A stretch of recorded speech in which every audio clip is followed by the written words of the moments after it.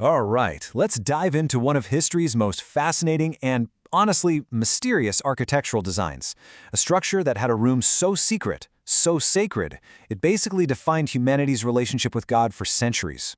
So let's get right to it with the big question. Why on earth would a temple, a place of worship, have a room so intensely protected that if you went in at the wrong time or in the wrong way, you'd die?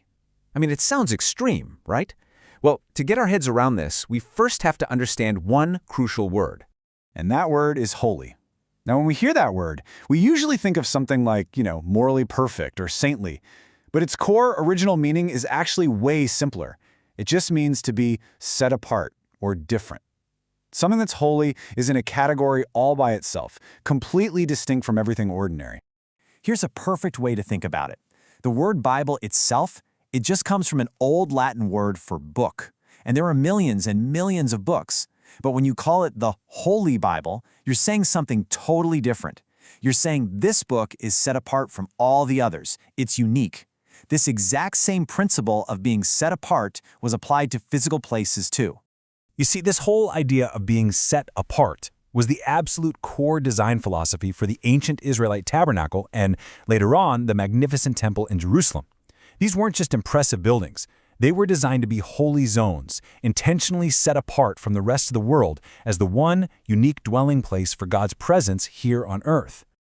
So how did they actually structure this holiness? Well, think of it like layers of increasing security, or increasing sacredness. It all started with the outer court, which was pretty public. That's where priests would perform sacrifices. But then you go a level deeper, into the holy place. And this was off limits to everyone except the priests doing their daily duties. And then, at the very heart of it all, was the most holy place. This was considered God's actual dwelling, and the rules to get in were the strictest you can possibly imagine. So let's step inside that first restricted area and see how this all builds, the holy place. This room was totally set apart from the public courts, and only priests who were on official duty were ever allowed to set foot inside. Inside, there were these three key objects. You had the golden lampstand, which kept the room lit all the time. There was the table of showbread, which held 12 special loaves of holy bread. And then there was the altar of incense, where a fragrant offering was burned every single day. Now, interestingly, much later on, Christian theology looked back at these objects and saw them as powerful symbols pointing to Jesus, as the light of the world and the bread of life. But as important as this room was, it was really just the antechamber. Beyond it lay the true epicenter of all this sacred architecture. We are now approaching the most holy place, the Holy of Holies, what was considered the single most sacred spot on the entire planet. So, what separated the holy place from the most holy place? It wasn't a door. It was something way more significant, a thick, heavy, ornate curtain, a veil. And this wasn't just for decoration. It was a formidable, symbolic barrier. It was the final boundary between the sacred and the most sacred. So what could possibly be behind this curtain that required such an intense barrier? The Ark of the Covenant. Yep, that famous golden chest. And it was understood to be nothing less than the earthly throne of God himself, the physical focal point of his very presence with his people. The rules for entering this space were precise, absolute, and they created this intense series of restrictions. Okay, first up, it could be entered by only one person. And not just any priest, but the nation's one and only high priest.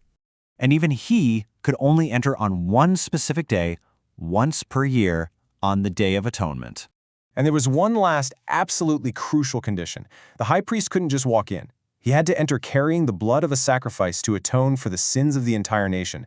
The whole system was designed to shout one message, loud and clear. God's holiness is perfect, and humanity is separated from it. For centuries, this was the reality. It was unchanging. But then, on one Friday afternoon in Jerusalem, as Jesus died on a cross, something completely impossible happened back at the temple.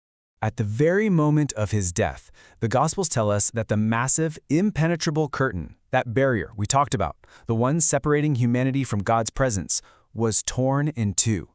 And the text is very specific. It was torn from top to bottom, signaling that this was an act of God, not of any human.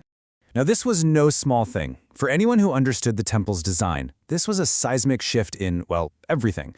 It signaled a massive change in the spiritual landscape. So what did the tearing of this sacred curtain actually mean? In the simplest, most direct terms, the barrier was gone. The very thing that symbolized the deep separation between a holy God and sinful humanity had been supernaturally ripped away. Access was no longer restricted to one man once a year. The New Testament book of Hebrews explains this symbolism so clearly. It teaches that because of Jesus' sacrifice, anyone, you, me, all of us, can now have confidence to approach God directly. A new and living way was opened up for all people. The ultimate access had been granted. And that really brings us to a final, powerful thought. The temple's ancient design was built entirely around the sacred barrier, but its story ends with that very barrier being torn away. So the question for us today is, what does it truly mean when the ultimate thing separating us from the presence of God has been removed? Thanks for joining us for this explainer.